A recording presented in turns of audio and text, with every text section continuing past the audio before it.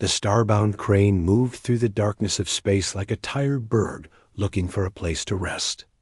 Captain Daeho Kim sat in his chair on the bridge, watching the stars drift past on the main screen. His ship was old, patched in a dozen places, and made noises that worried anyone who listened too carefully. But she flew, and that was what mattered. How long until we reach New Incheon?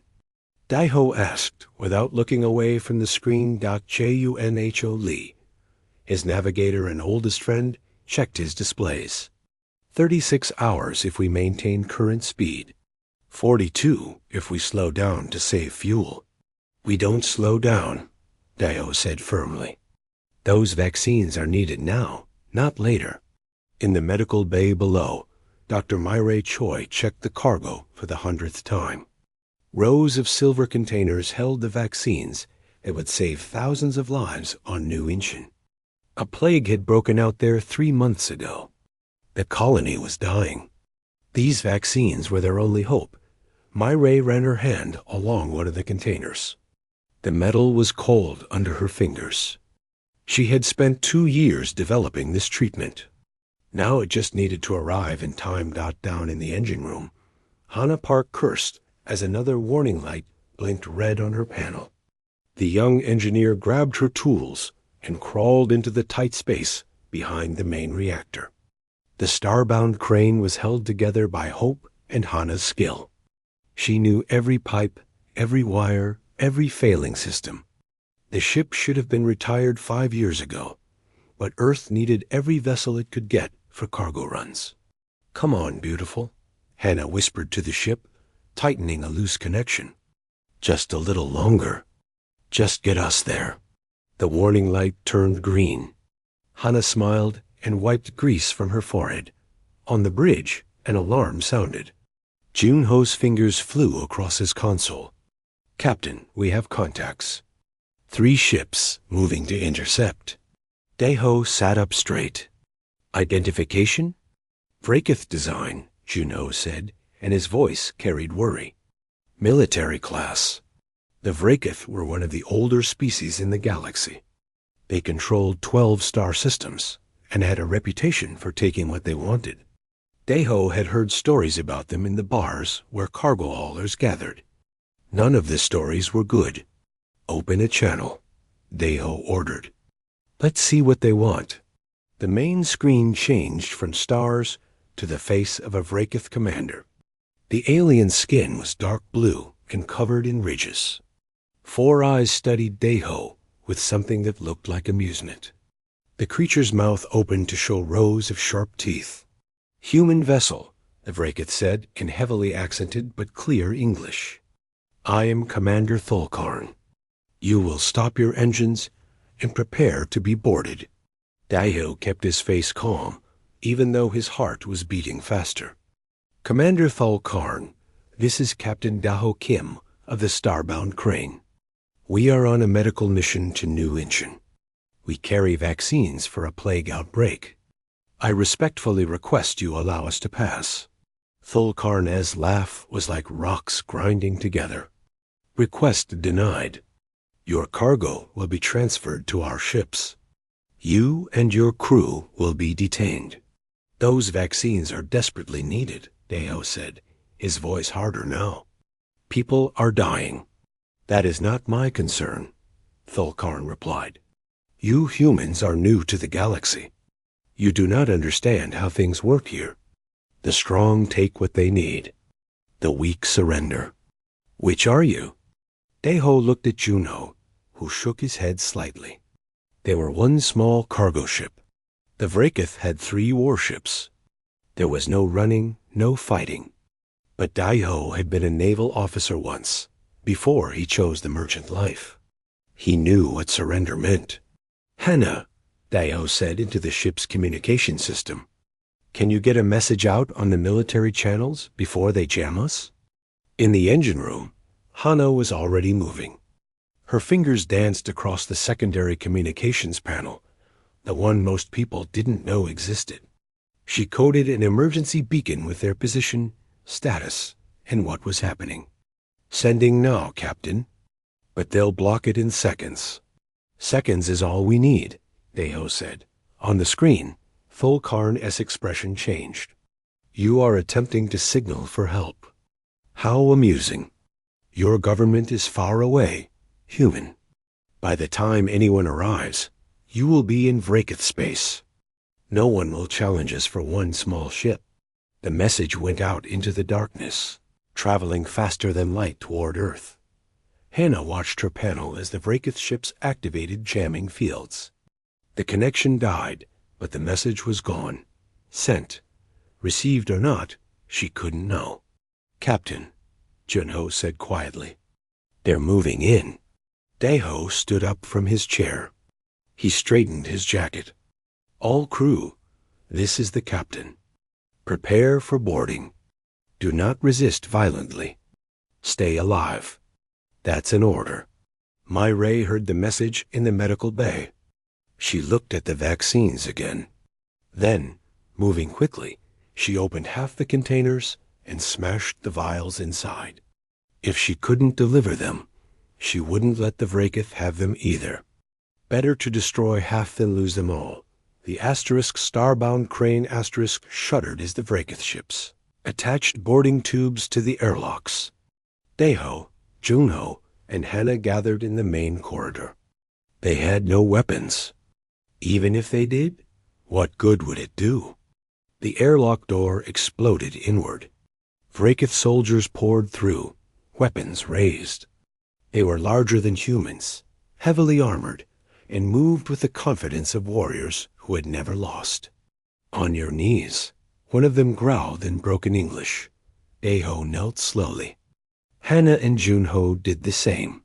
But Junho's hand moved toward a pipe on the wall, something he might use as a weapon. A Vrakith soldier saw the movement and fired without hesitation.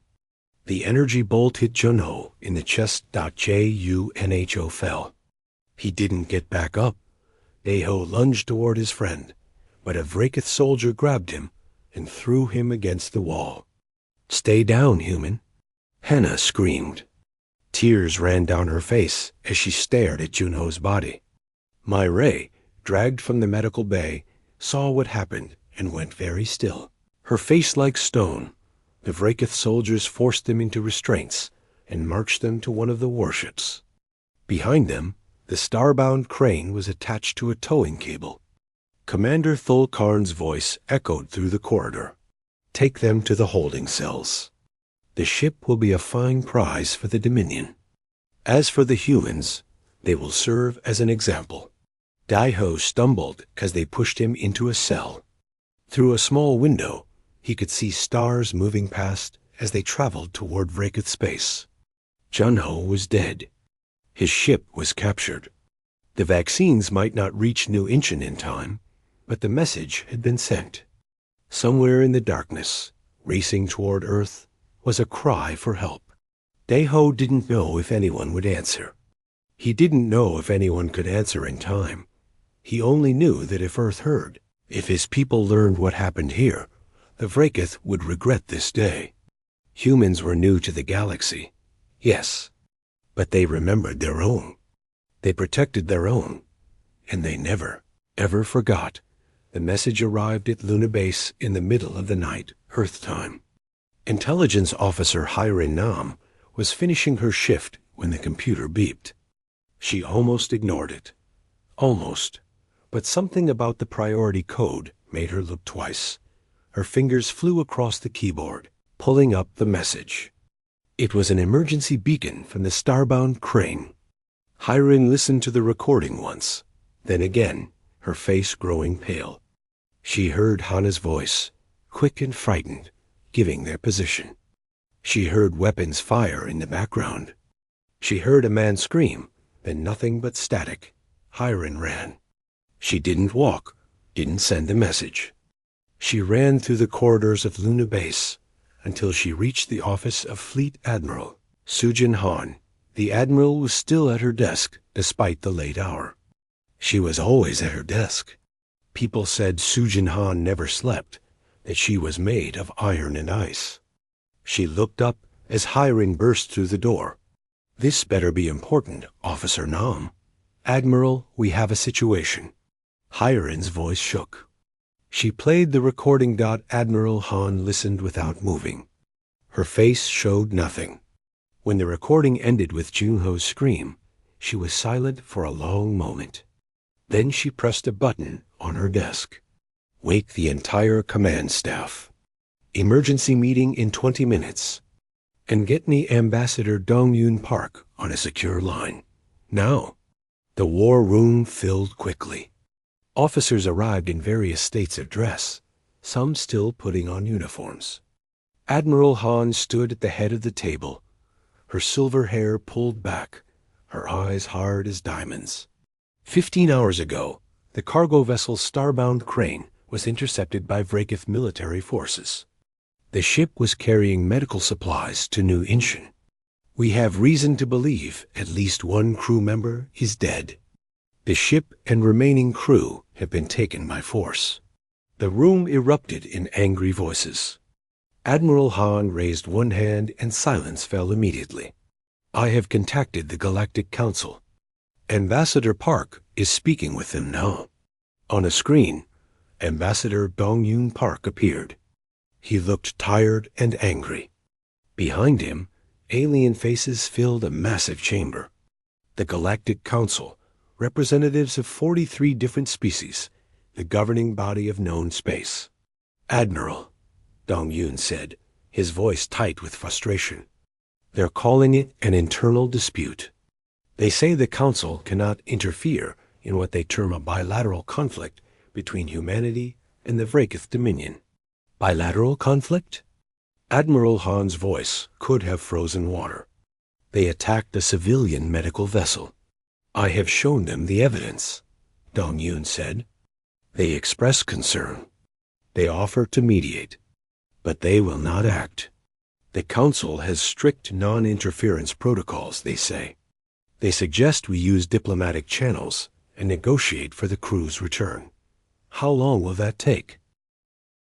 Dong-Yun looked at something off-screen. Estimates range from 6 weeks to 6 months, assuming the Vrakith agree to negotiate at all. Admiral Han turned off the screen. She looked around the table at her officers. These were the people who defended humanity's interests in space. Every one of them had fought to get Earth accepted into the galactic community. They had followed the rules, played the political games, tried to fit in. Options, Admiral Han said simply. Captain Taiyang-Ru spoke first. He commanded the Indomitable, Earth's newest and most powerful warship. We go get them. We mobilize every ship we have, and we bring our people home. The Vrakith have 70 military vessels in that sector, an officer said. We have 37 combat-ready ships total. Then we use all 37, Taiyang said. An older officer shook his head. This could start a war. The Galactic Council will turn against us. We'll be isolated, possibly expelled from galactic society. They've already turned against us, Taiyang shot back. They sat in their chamber and did nothing while our people were murdered. The argument grew heated. Some officers wanted to follow protocol, use diplomacy, work through proper channels. Others wanted immediate action. Admiral Han let them talk. She sat perfectly still, her hands folded on the table. Finally, she spoke. Enough. The room went silent. 20 years ago, Admiral Han said quietly, we asked permission to join the stars. The galaxy said yes. They gave us rules to follow, protocols to observe, laws to obey. We have followed every rule. We have been good galactic citizens. She stood up. But we did not ask permission to defend our own people. We did not surrender our right to protect ourselves when we joined the Council. And I will not leave Captain Kim and his crew in Vrakith hands while we write strongly worded letters. Admiral Han looked around the table. We are going to retrieve the Starbound Crane. We are going to use every ship we have. And if the Vrakith want to fight, we will give them one they will never forget. Admiral, someone said carefully, this could have serious consequences. Yes, Admiral Han agreed. It will, for the Vraketh. She turned to Tai Yong. Captain Ru, prepare the fleet for immediate deployment. Every combat-capable vessel. I want them ready to jump in 12 hours. Tai Yong smiled. It was not a nice smile. Yes, Admiral. Hiren, Admiral Han continued, send a message to the Galactic Council. Tell them we are conducting a retrieval operation for stolen property and kidnapped citizens. We request they do not interfere. Request, Admiral? Hiren asked. Request. We're still being polite. For now, the officers moved quickly, each to their tasks. Within minutes, the war room was empty, except for Admiral Han and Tai Yong. Can we win this? Tai Yong asked quietly. Admiral Han looked at him. The Vraketh have been fighting wars for 3,000 years. They're experienced. They're well armed. They outnumber us 2-1. That's not an answer, Admiral. No, she agreed. Here's your answer. The Vraketh have fought many wars. They know war. But they fight wars the way the galaxy fights wars. Limited engagements. Proportional responses. Rules of combat. She walked to the window and looked out at Earth, blue and beautiful in the darkness. We're human, Captain. We invented total war. We perfected it. We spent 10,000 years killing each other with ever more efficient methods. The galaxy uses energy shields and beam weapons because that's what civilized species do. Admiral Han turned back to Tai Yong. We use railguns. We use missiles. We use nuclear weapons. Not because we're barbaric, but because we're effective. The Vraketh don't know what's coming. They think we're weak because we're new. They're about to learn differently, Tai Yong said. Yes, they are. 12 hours later, the human fleet assembled in orbit around the moon. 37 warships, everything Earth could muster. They weren't the biggest ships in the galaxy. They weren't the most advanced. But they were crewed by humans who were angry, determined, and willing to fight. Admiral Han stood on the bridge of the Indomitable, watching the fleet form up. Beside her, Tai Yong gave orders in a calm, professional voice. Every ship reported ready. Admiral, the communications officer said, we're receiving a message from Ambassador Park. He says the Council is threatening sanctions if we proceed. Noted, Admiral Han said. She didn't change her expression. Fleet, this is Admiral Han. We have one mission. Retrieve the starbound crane and her crew. Rules of engagement are simple. Anyone who gets between us and our people gets moved, preferably out of the way. If they insist on staying in the way, remove them permanently. Understood? A chorus of acknowledgments came back. Then let's go bring our people home. The fleet jumped to hyperspace as one, leaving Earth behind. They traveled toward the Vraketh border, toward a confrontation that would change how the galaxy saw humanity. The Council could threaten all it wanted. The Vraketh could prepare their defenses. It wouldn't matter. Earth was coming, and Earth was angry. Commander Thulkarn stood in the control center of Vraketh Station Kaldros, feeling very pleased with himself. The human ship sat in one of the station's docking bays, a pathetic little vessel now claimed as Vraketh property. The surviving crew members were locked in cells below.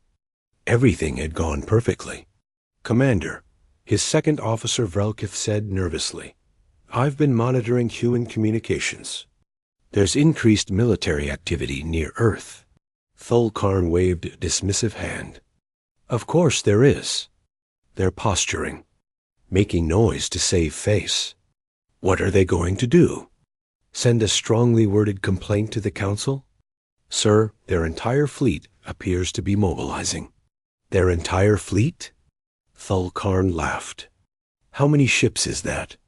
40? 50? Grand Admiral Korseth has 70 warships in this system alone. Let them come. It will save us the trouble of hunting them down later. Vrelkith said nothing more, but his concern didn't fade. He had studied humans during their brief time in galactic society. They were strange. They didn't think like other species. They had only recently developed faster-than-light travel, yet they had weapons technology that seemed bizarrely focused on kinetic force and explosive power.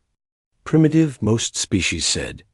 Vrelkith wasn't so sure. In her cell, Hannah Park worked on a piece of wire she had pulled from the wall panel. She twisted it, shaped it, created a tool. The Vrelkith guards didn't watch them closely. Why would they? The humans were unarmed, trapped on a station in Vrelkith space. Where could they go? What are you doing? Myray whispered from the next cell. Getting us out of here, Hannah said quietly. When Earth comes, we need to be ready to move. If Earth comes, another crew member said doubtfully. Deho, from his cell across the corridor, spoke firmly. Earth will come. The only question is when. He was right. At that moment, 37 human warships were dropping out of hyperspace at the edge of the Caldro system. On the bridge of the Indomitable, Admiral Han watched as her tactical displays lit up with Vrelkith ship positions. 70 contacts, the tactical officer reported. All military class? They're forming a defensive line between us and the station. Expected, Admiral Han said calmly. Open a channel on all frequencies. Captain Tai Young nodded to the communications officer. Every ship in the system, Vrelkith and human alike, received the transmission. This is Admiral Sujin Han of the United Human Fleet. You are holding the vessel Starbound Crane and her crew. You have 1 hour to return them unharmed. This is your only warning. On his command ship, Grand Admiral Korsef watched the human fleet with amusement. 37 ships against his 70. The humans were either incredibly brave or incredibly stupid. Probably both. He opened a return channel. Humans, I am Grand Admiral Korsef. You are children playing at war. We have fought and won hundreds of battles across 3,000 years. We will teach you the price of... The transmission cut off as Admiral Han closed the channel. She looked at Tai Young. We didn't come here to talk. All ships, Tai Young announced, weapons free. Execute attack pattern hammer. The human fleet split into 3 groups and accelerated hard. The Vrelkith fleet, massive and confident, moved to intercept. Their ships were larger than the human vessels, their energy shields strong, their beam weapons powerful. They had every advantage except one. They didn't understand how humans fought. The first railgun salvo fired from maximum range. Solid tungsten slugs, each weighing several tons, accelerated to 30% of light speed. They crossed the distance in seconds. The Vrelkith shields, designed to deflect energy weapons, might as well have been paper. The slugs punched through shields, through armor, through entire ships. 3 Vrelkith cruisers exploded before their crews even understood what hit them. What was that? Korsef shouted at his tactical officer. What kind of weapon? Kinetic projectiles, Admiral? The officer said, his voice shaking. Solid mass, high velocity. Our shields can't stop them. Then evade. Activate defensive. The second salvo arrived. Then the third. Human ships didn't fire in sequence. They fired in waves, overwhelming point defense systems. More Vrelkith ships died. Korsef tried to adapt. All ships, scatter formation. Use maneuverability. But the human ships were faster. Smaller, more agile. They moved like predators among the larger Vrelkith vessels. And then the missiles launched nuclear-tipped missiles, dozens of them, streaking through space. The Vrelkith had encountered nuclear weapons before.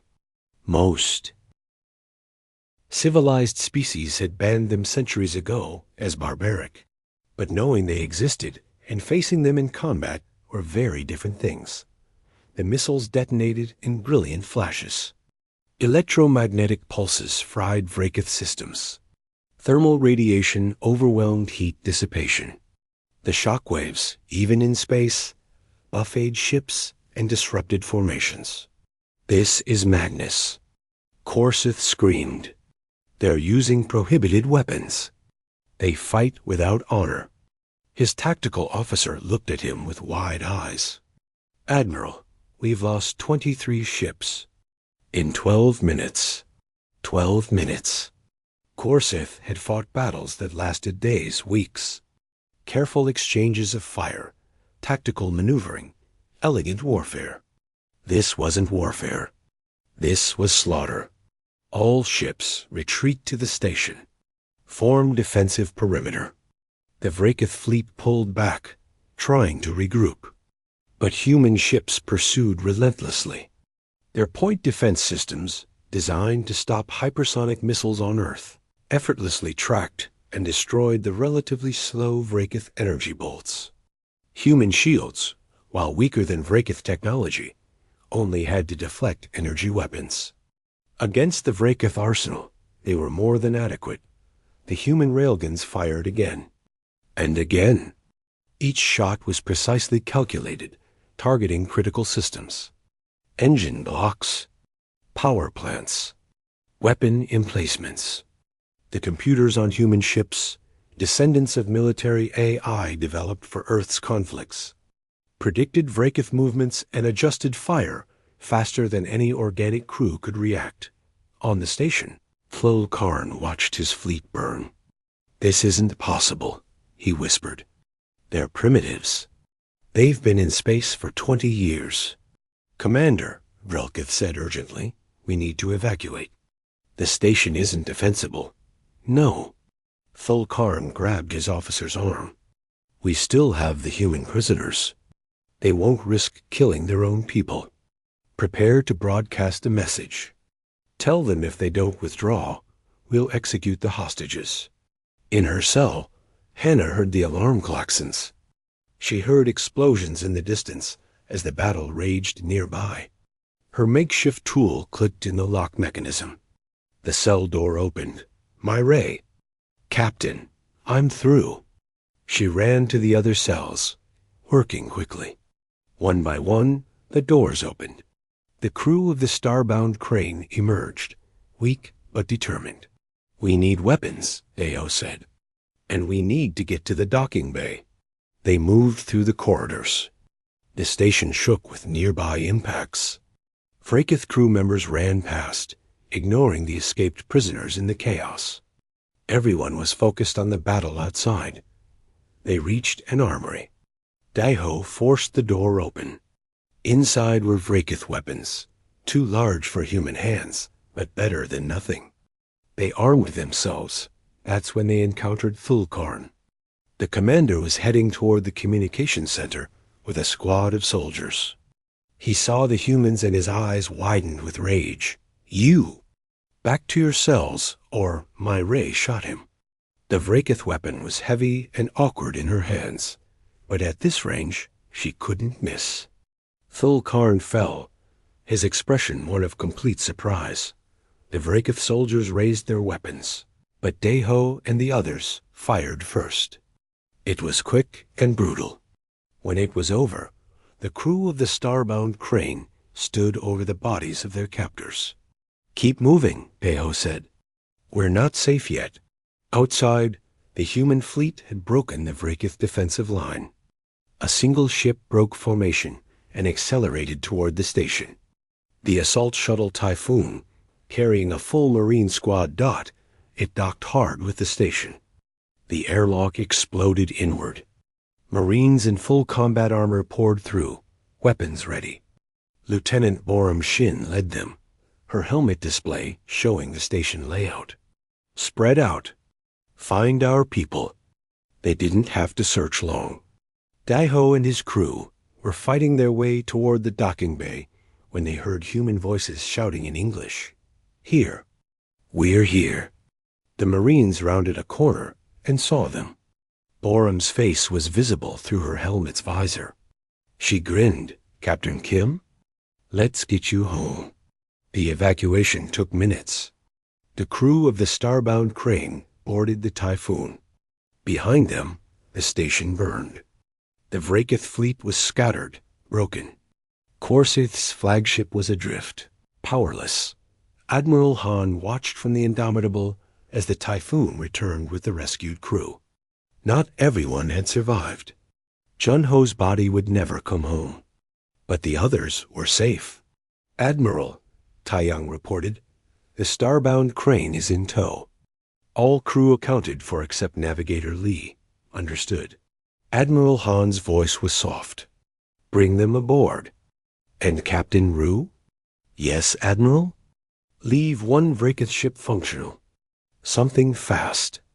Let them take word back to their dominion. Let them tell everyone what happened here." 14 minutes. That's how long the Battle of Kaldros lasted. The Vrakith lost 49 ships. The humans lost 0.V. The Galactic Council chambers on Nexus Prime had never been so full. Representatives from all 43 member species crowded into the massive hall. The air thrummed with 100 different languages as translation devices struggled to keep up. Everyone was talking about the same thing. Humanity had destroyed a Vrakith fleet. Not defeated, destroyed. The word spread through the galaxy like fire, growing with each retelling. Some said the humans had used weapons of mass destruction. Others claimed it was advanced technology they had hidden from the Council.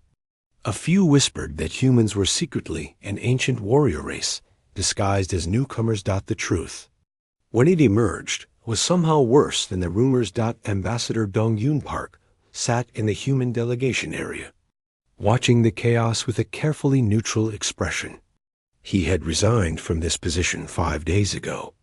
The Council had called him back, not as an ambassador, but as a defendant. Councillor Thren of the Eldari Communion called the session to order. The Eldari were one of the oldest species in the galaxy, small beings with large eyes and skin that shimmered with age. Thren's voice was soft, but it carried through the chamber. This emergency session addresses the actions of humanity in the Kaldros system. We have reviewed the evidence. We have heard testimony from Vrakith survivors. We must now determine the appropriate response. The chamber fell silent. Every eye turned toward Dong-Yun. "The Council recognizes Representative Park of Earth," Thren said. Dong-Yun stood slowly. He had not slept well in days. The weight of what his people had done pressed on him. Not guilt, he realized. Responsibility. There was a difference. "Thank you, Councillor Thren. Before we begin, I must clarify my status. I am no longer ambassador to this council. I resigned when you refused to help rescue our people. I am here as a private citizen, asked to speak on behalf of humanity." Murmurs rippled through the chamber. Councillor Vess of the Tular Concord, an insectoid species known for their calculating nature, clicked her mandibles. "Semantics. You are here to answer charges." "Charges?" Dong-Yun asked. "What charges?" "Excessive use of force," Thren said, consulting a display. "Employment of prohibited weapons, specifically nuclear devices. Violation of Council peacekeeping protocols. Destabilization of a galactic region. The list is extensive." "I see." Dong-Yun looked around the chamber. "May I respond to these charges?" "That is why we called you here," Vess said coldly. "Then let me begin by asking a question.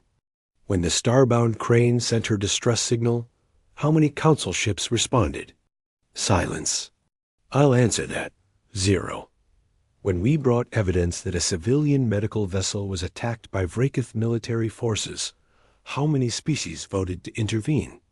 More silence. 0 again. Dong-Yun's voice grew harder. "When we asked for help, you told us to use diplomatic channels. You told us to negotiate. You told us to wait. How long did you expect us to wait while our people were held prisoner? How long while vaccines meant to save thousands of lives sat in a Vrakith storage bay? The Council has protocols, Thren said. We cannot intervene in every dispute between member species. This wasn't a dispute, Dong-Yun said flatly. It was piracy. It was murder. The Vrakith killed one of our crew members while he was unarmed. They destroyed medical supplies. They took our ship and our people by force. He pulled out a data chip and held it up. May I present evidence? Thren nodded. The chamber's central display activated. It showed Hannah's distress call. It showed weapons fire. It showed Junho's last moment, begging for his life before a Vrakith soldier shot him. The chamber was absolutely still as the recording played. When it ended, Dong-Yun spoke again. You want to talk about excessive force? About prohibited weapons? Let's talk about it. Yes, we used nuclear devices. Yes, we used kinetic weapons. Yes, we destroyed 49 Vrakith ships in 14 minutes. He paused, looking at each of the counselors in turn. We did exactly what we needed to do to retrieve our people. Nothing more. Nothing less. We offered the Vrakith 1 hour to return our crew unharmed. They refused. They thought we were bluffing. You could have used less violent methods, Counselor Morn of the Helios Republic suggested. The Helios were generally sympathetic to humanity, but even they looked uncomfortable. Surely there were alternatives to total destruction, such as? Dong-Yun asked. Please, Counselor Morn, tell me what alternative would have worked. Should we have asked nicely a second time? Should we have filed a formal complaint with this council and waited 6 months for you to schedule a mediation session? Morn said nothing. Dong-Yun continued. The Vrakith had 70 warships. We had 37. We were outnumbered 2 to 1. Our people were held on a fortified station. The only way to ensure their safe return was to make resistance impossible. So that's what we did. You committed war crimes. The Vrakith delegation leader stood, his ridged face twisted with rage. You used weapons banned by civilized species. You murdered our people. Your people murdered first, Dong-Yun said quietly. Junho Lee was 43 years old. He had a wife and 2 children on Earth. He was a navigator on a medical ship. He was unarmed. Your soldiers shot him while he knelt on the floor. The Vrakith delegate started to respond, then stopped. What could he say? As for war crimes, Dong-Yun said, let me share something else with the council. Another file appeared on the display. It showed records, carefully compiled. In the past 10 years, the Vrakith Dominion has attacked 17 civilian vessels belonging to other species.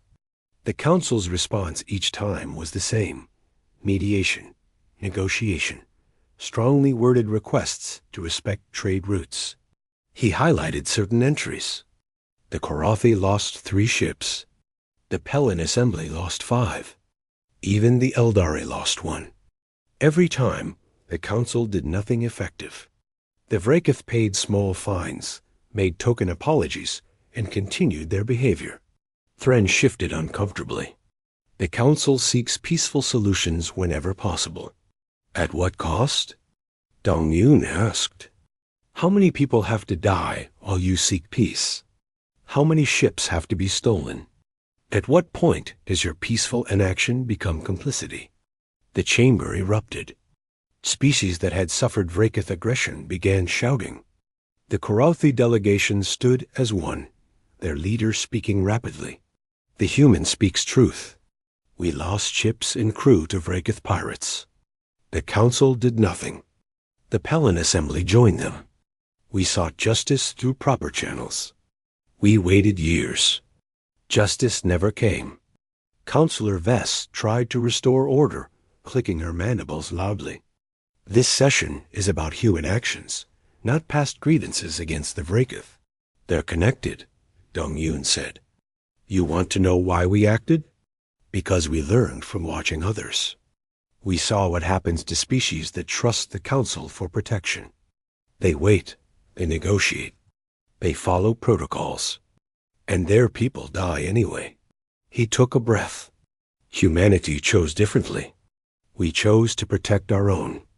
We chose action over endless debate. If that makes us barbaric in your eyes, so be it. But our people came home. Junho Lee died, and that will haunt us forever. But the others lived. Can you say the same about all the crews lost while this council talked? The vote was supposed to happen immediately. Sanctions against humanity. Possible expulsion from the council. Trade restrictions. The Vrakith delegation demanded all of it, but something had changed in the chamber. Species that had stayed silent were speaking up. The Karathi proposed a formal investigation into Vrakith piracy. The Pelin Assembly seconded it. More species joined them. The session stretched over 3 days. Dong Yun spoke when called upon, answering questions, presenting evidence. But mostly he listened as the galaxy argued about what humanity had done. Some called it justice.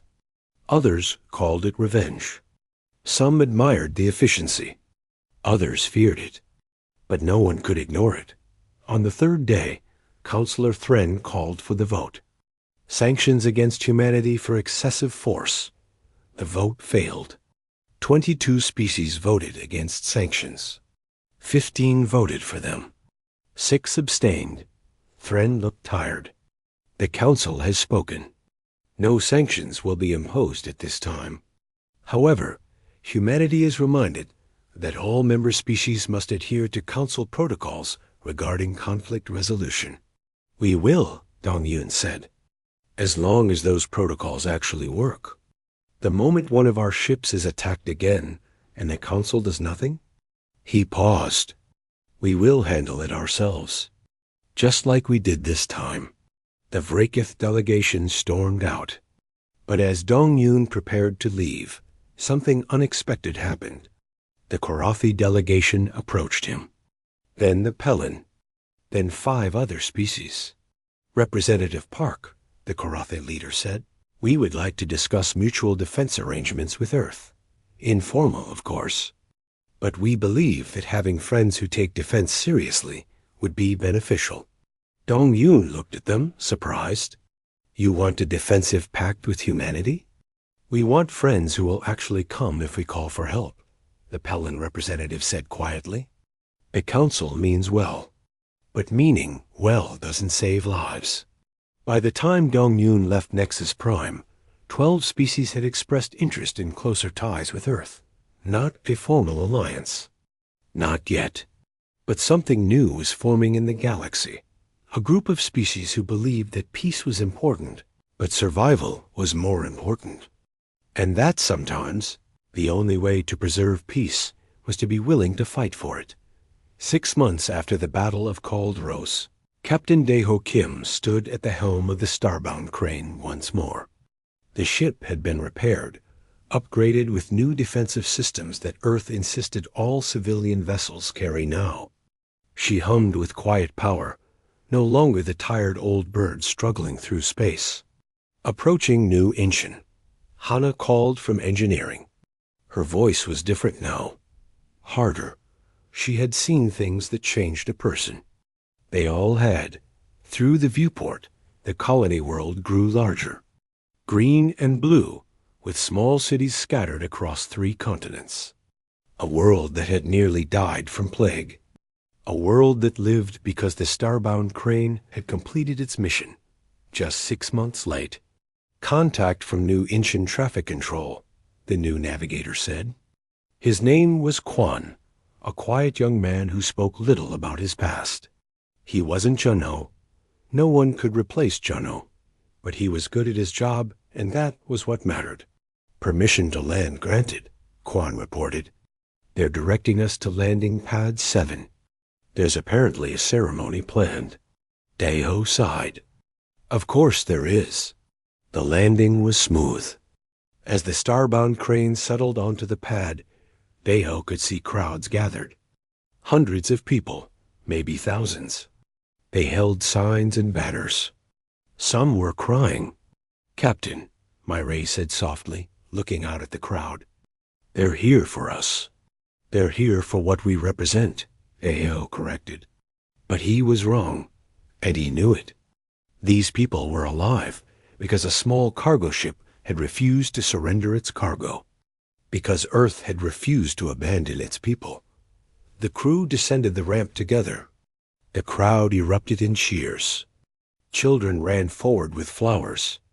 Parents held up babies, showing them the people who had saved their colony, the colony's governor. A woman named Jizu, with tears streaming down her face, embraced each crew member. "Thank you," she kept saying. "Thank you for not giving up."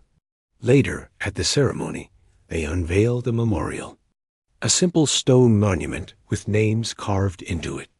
Every person who had died from the plague before the vaccines arrived. At the top, in larger letters, was one name, Jung-Ho Lee. "He died bringing us hope," Governor Jisu said to the assembled crowd. His ship refused to surrender. His captain refused to give up. His people refused to abandon him. Because of that, thousands of lives were saved.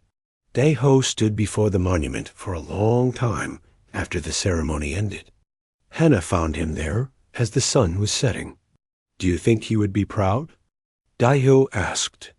"Of what we did? What Earth did?" Jun-Ho believed in protecting people, Hannah said. He would understand. 49 ships destroyed. Hundreds, maybe thousands of Vrakith dead. All because they took one cargo vessel. All because they killed him, Hannah corrected. All because they thought we were weak. They learned otherwise. Across the galaxy, others were learning the same lesson. In the halls of the Vrakith Dominion, military leaders studied the battle recordings. They watched their ships destroyed by weapons they had considered primitive. They analyzed the tactics, the ruthless efficiency, the absolute refusal to stop until the objective was achieved. Grand Admiral Korseth, stripped of rank and disgraced, met with a junior officer in a quiet bar on a Vrakith colony world. The younger officer wanted to understand what had happened. "We underestimated them," Korseth said, staring into his drink. "We saw their age as a species and thought them weak. We didn't realize that young species are often the most dangerous. They haven't learned to fear yet." "But their technology is inferior," the officer protested. "Their ships are smaller. Their weapons are crude. Their ships are faster," Korseth corrected. "Their weapons are effective. And their tactics?" He shook his head. "They don't fight to win battles. They fight to eliminate threats. Completely, utterly. They don't do half measures. Surely we can adapt. Learn from this, perhaps." Korseth looked at the younger officer. "But I advise you not to test that theory. The Dominion's ruling council has ordered all military vessels to avoid human ships. Any human ship, even cargo vessels. Especially cargo vessels, because of one battle. Because that one battle showed us what humans are willing to do for a single ship. Imagine what they would do for their homeworld." On Earth, Admiral Sujin Han stood in a shipyard on the moon, watching the construction of new vessels. 73 warships, the fleet expansion program she had proposed after Kaldros. The government had approved it unanimously. Captain Taeyong, now Rear Admiral Taeyong, joined her. "The first 12 will be ready in 3 months. The rest within a year." "Good," Admiral Han said. "We need to be ready." "Ready for what?" "The Vrakith have pulled back. They're not challenging our ships anymore." "The Vrakith learned a lesson," Admiral Han agreed. "But there are other species out there. Other powers who might think we got lucky. Who might think they can do better than the Vrakith did." She turned to face Taeyong. "We can never let anyone think we were bluffing. That fleet at Kaldros? That was everything we had. Every ship, every weapon, everything. If the Vrakith had held out longer, if they had damaged more of our ships, we would have been vulnerable. But they didn't know that. No, and no one else can know it either. That's why we build. That's why we prepare. Not because we want war, but because we want everyone to understand that attacking humans carries a price they don't want to pay. In the medical research facility where Dr. Myray now worked, she synthesized vaccines for a dozen different diseases. Her work at New Incheon had made her famous in medical circles. Species from across the galaxy sent her samples, asked for her help, sought her expertise. She accepted every request. It was her way of honoring Jun-Ho's memory. He had died protecting medicine that saved lives. She would spend the rest of her life creating more of it. Ambassador Dong-Yun Park, who had resumed his position at the Galactic Council after the vote, met with representatives from the Karathi, Pelin, and 10 other species. They called themselves the Terran Accord, though Earth had made clear it wasn't a military alliance. We simply agree to help each other, the Karathi representative explained. If one of our ships is attacked, the others respond. No waiting for council approval. No endless negotiations. The council won't like it, Dong-Yun warned. The council has learned to be more flexible, the Pelin representative said dryly. Funny how that works when species stop waiting for permission to defend themselves. It was true. In the 6 months since Kaldros, the council had reformed its peacekeeping protocols. Response times were faster, interventions more decisive. Species that had ignored piracy before suddenly found themselves facing actual consequences. The galaxy was changing. Slowly but definitely. On the starbound crane, Daeho received a message from Earth Defense Command. They wanted him to return to active military duty to command one of the new ships being built. He declined.